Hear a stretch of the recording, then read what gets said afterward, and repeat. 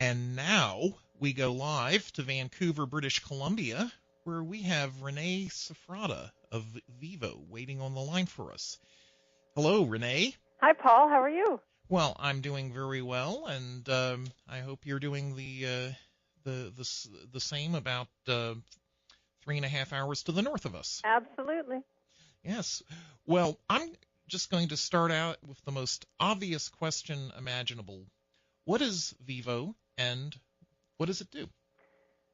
Great question. So Vivo is the only team-centric web platform that's out there on the Internet that tests, trains, and tracks team performance.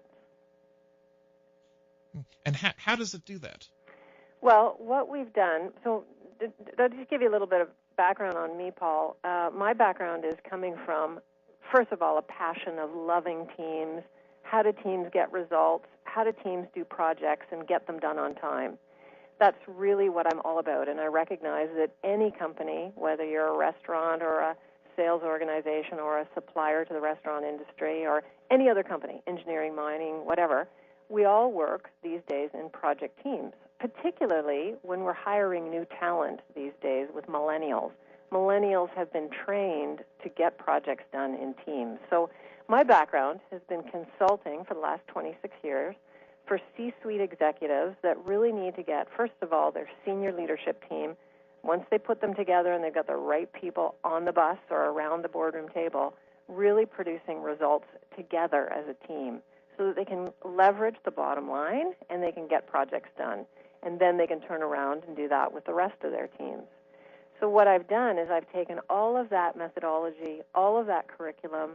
I've built a proprietary tool, which is a testing tool, where we test teams, and we know that productivity is a function of. I'd have to kill you if I told you what that is, because it's under patent.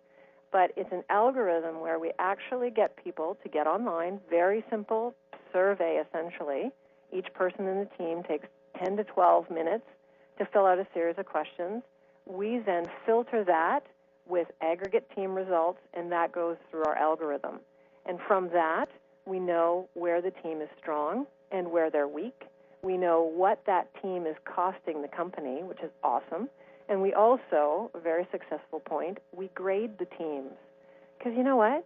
None of us want to be on a C team, right? No, we all want to be A. We all want to be A. So when we give the test and we say to the people, hey, your team, you guys all told us, we didn't do anything here. You told us your response and your experience of being on this team.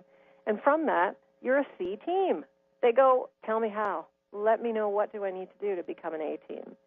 Then we target training for them, and that training is specific to what they told us where they're weak. So we have 6 key indicators of highly functioning teams. We know that if teams are functional in all of these 6 areas, they will be rock solid getting project results and helping that company reach the profits that it wants to reach.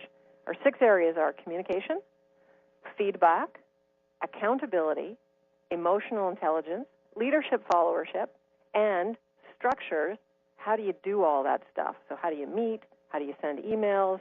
How do you structure shift work? Whatever you need to do. What are the structures that keep that team, moving forward in as productive a way as possible? So people get online, and we serve them up training that is specific to their needs.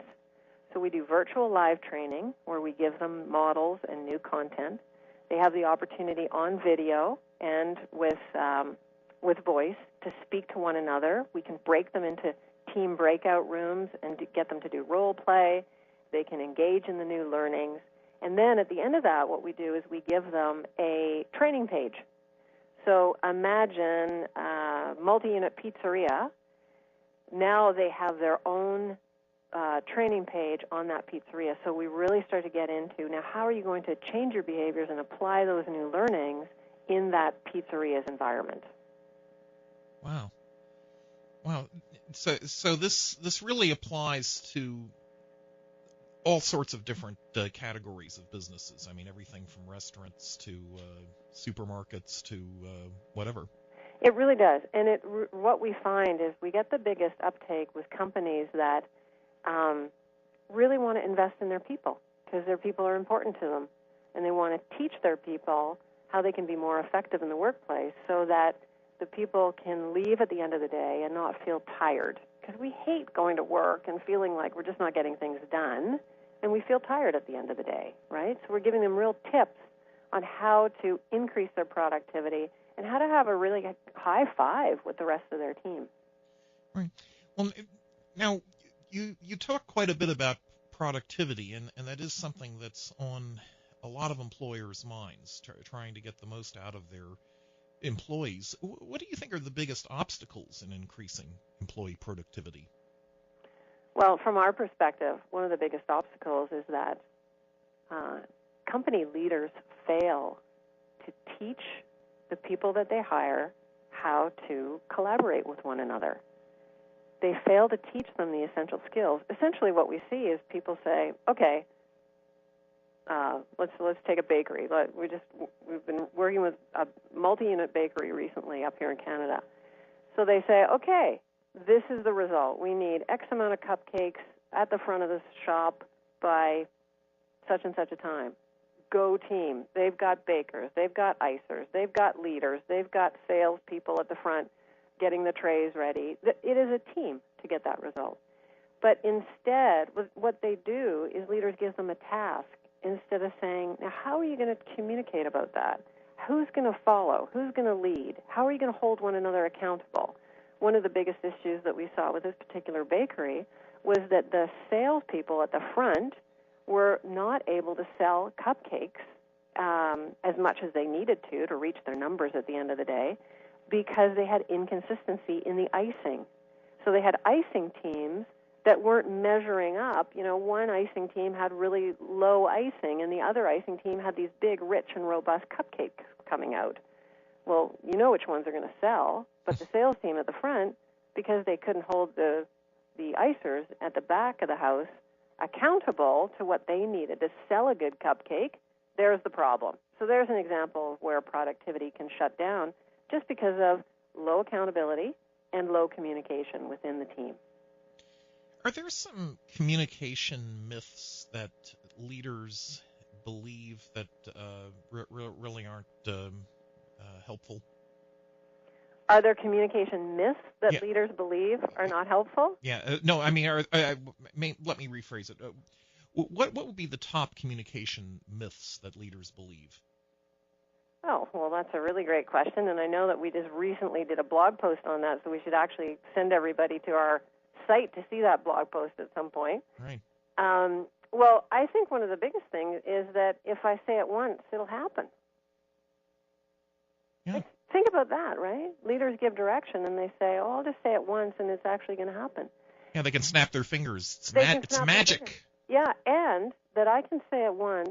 Let's just stay on that one. That I'm going to say it once, and everybody is going to equally understand with clarity and high fidelity clarity that they are going to do exactly what I think I have communicated. What we're seeing right now in communication, one of the biggest problems is we have emails, we have texts, we have conversations, we have meetings, but people are sending lots of data and other people are receiving lots of data, but we're failing to make the connection and get an understanding of what do we really mean. And you know what? That costs companies huge dollars to their bottom line. As a matter of fact, 2 years ago, a statistic came out that North American companies, by ineffective communication, it costs $1.9 billion. Wow. Errors are made. That's horrible. It's huge, right?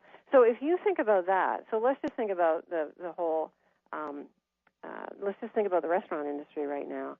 If we just go and teach individuals a proper way to communicate with one another, how to effectively listen, how to effectively understand, and how to effectively create actions through every interaction, so that's a real connection, we can save companies large sums of money.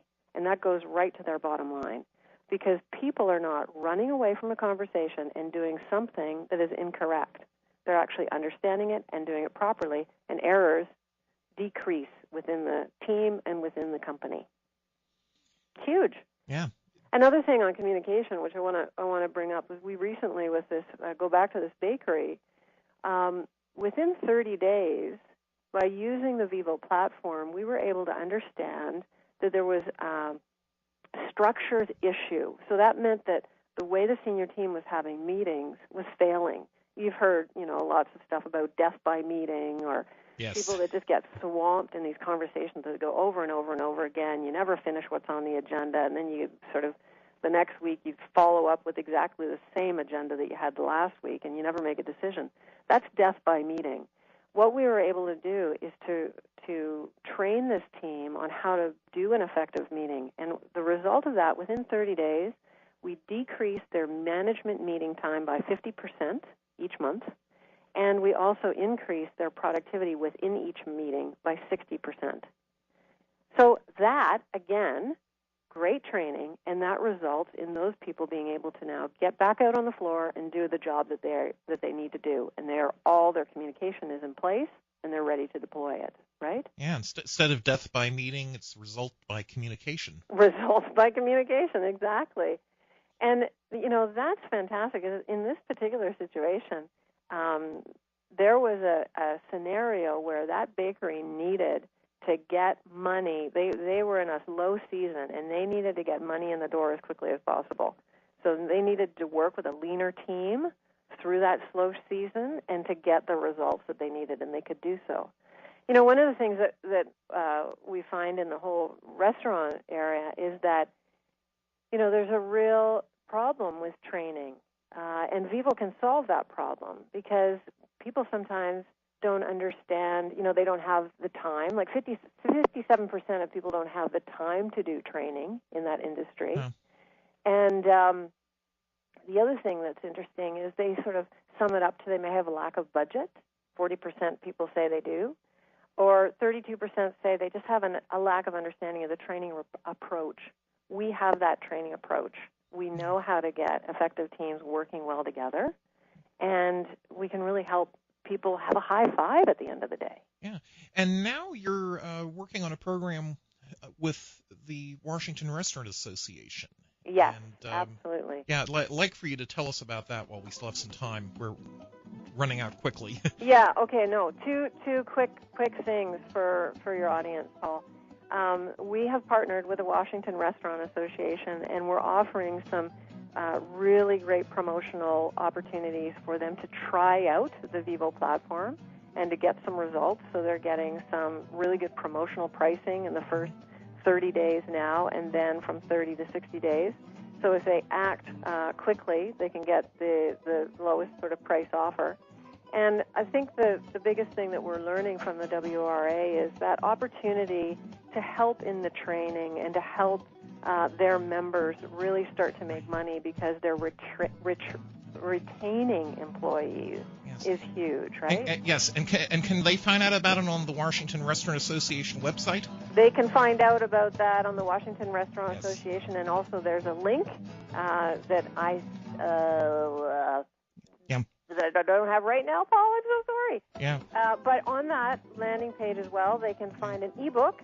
Lots of tips in that ebook. Yeah. Okay. Well, I'm sorry. We're gonna have to let you go, but we'll talk more later. Yeah, we will. Thanks so much, Paul. Okay. Thank you.